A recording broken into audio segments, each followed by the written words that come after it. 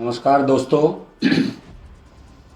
जैसा कि आपने देखा, कल करनाल जिले के मुंडोगढ़ी गांव से एक किसान परिवार से साजिद खान ने अपनी 4 एकड़ की जो गेहूं की फसल थी उस पे उसने अपना ट्रैक्टर चला दिया। मैं किसान भाइयों से ये अपील करना चाहता हूँ कि हमने कोई ऐसा कदम नहीं उठाना है जिससे हमारी फसलें या नस्लें नष्ट होती हो। हम अपनी फसलें और नस्लें बचाने के लिए ये लड़ाई लड़ रहे हैं, ना कि अपनी फसलें बर्बाद करने के लिए। मैं आप लोगों को ये बताना चाहता हूँ कि 1938 में एपीएमसी कानून लाया गया था। तब सर छोटूराम जी विकास मंत्री होते थे। तो सर छोटूराम जी का जो किसानों के हित में उन्होंने बहुत प्रयास किए।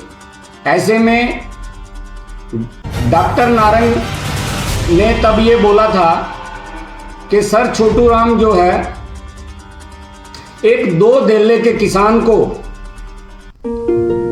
करोड़पति महाजनों के बराबर में बिठाना चाहता है। और उस वक्त 2 कमेटियां बनाई गई थी। तब लाहौर में डॉक्टर नारंग ने गैर जमींदारों की एक मीटिंग बुलाई थी और उसमें सभी महाजनों को यह बोला था कि आपका जो पैसा कोऑपरेटिव बैंक में या डाकखानों में रखा है इसको निकाल लो और सरकार पे दबाव बनाओ। लेकिन उसका जो मैसेज था तब उसको किसी ने ये नहीं बोला कि भाई इससे देश पे कितनी आपदा आ जाएगी। तो 1938 में जो ये एपीएमसी लाया गया था, इसके बाद मद्रास के अंदर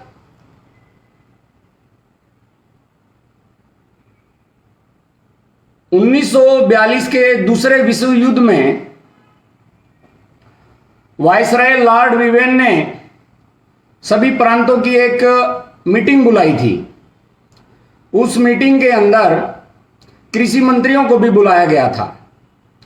तो तब वहां के मद्रास के जो राजा थे, राजा गोपालचार्य, तो उन्होंने बोला था कि भाई वायसराय ने तब का रेट निकाला था 6 रुपये मण। तो उसने बोला कि भाई हमें मंजूर है। तब सर छोटूराम जी ने बोला था कि भाई पंजाब में गेहूं होता है। पंजाब मतलब तब बड़ा पंजाब था। आप मद्रास के कृषि मंत्री हो, आपके यहाँ पे तो गेहूं होता ही नहीं है, तो आप किस हैसियत से ये कह रहे हैं कि भाई हमें 6 रुपए का मंजूर है। तब सर छोटूराम जी ने बोला था कि गेहूं का रेट जो है ना 10 रुपए होगा। तो वायसराय ने जब उनकी बात नहीं मानी तो वो वहां से नाराज होके चले गए। तब वहां पे सिकंदर हयात ने जाके दोबारा से वायसराय को बोला कि जो सर छोटूराम जो है ये पंजाब के किसान और जवान का बहुत बड़ा नेता है, ये इससे आप कोई पंगा मत लो, इसने जो बोला है इसकी मांगे मान लो। तब सर छोटूराम ने ये बोला था कि भाई हम देश को अनाज भी हम दे और देश को जवान भी हम दे, ये 2 बातें एक साथ नहीं चल सकती। ऐसे में फिर इनके दबाव की वजह से, सर छोटूराम के दबाव की वजह से जो है, जो 6 रुपए का रेट इन्होंने निकाला था तब इन्होंने 11 रुपए का रेट किया। लेकिन आज जो किसान ये अपनी लड़ाई लड़ रहा है, ये यूं समझ लो कि जो ये 82-83 साल की लड़ाई, आज भी वैसी ही व्यवस्था है। व्यवस्था नहीं बदली है, किसान की हालत नहीं बदली है, किसान आज भी वैसा ही है। तो किसान अपने हकों की लड़ाई लड़ रहा है। मैं किसान भाइयों से सिर्फ इतना ही कहना चाहता हूं, आप कोई भी ऐसा कदम ना उठाएं जिससे हमें आर्थिक नुकसान हो। अगर आपको कुछ भी अपने किसान भाइयों का दर्द लग रहा है ना, तो आप Tikri border, Ghazipur border, Shahjahanpur border, Singhu border, आप वहां जाएं। और जैसे हमारे बड़े नेताओं ने बताया है, चाहे रज्जेवाल साहब हो, उग्रावाल साहब हो, चाहे यहाँ पे हमारे टिकैत साहब हो, हमारे चुड़ुन्नी साहब हैं, या और भी जो नेता इसमें बड़े बड़े लगे हुए हैं, हमने उनकी बातों का अनुसरण करना है और बड़े शांति प्रिय तरीके से हमने इस आंदोलन को लेके चलना है।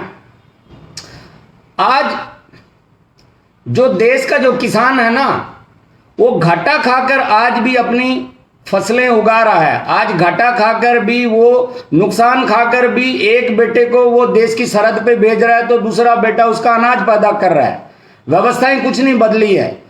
तो मेरा आज का सिर्फ इतना ही मैसेज था कि हमने इस किसान आंदोलन को, जो दुनिया का सबसे बड़ा आंदोलन है, बड़े शांतिपूर्ण तरीके से लेके चलना है और हमने कोई भी ऐसा काम, कोई भी ऐसा कदम नहीं उठाना है जिस प्रकार से आज ये मुंडोगढ़ी गांव के हमारे साजिद खान भाई साहब ने उठाया है। मैं सभी किसानों से यही अपील करूंगा कि आप एक रहो, मजबूत रहो और जो ये 3 काले कानून जब तक वापस नहीं हो जाते और जब तक एमएसपी का कानून लागू नहीं हो जाता, तब तक हमें डटे रहना है और शांति प्रिय अपने इस आंदोलन को लेके जाना है और हमने किसी भी बहकावे में नहीं आना है। जय जवान, जय किसान। जीतेगा किसान तो बढ़ेगा हिंदुस्तान। जय हिंद, जय भारत।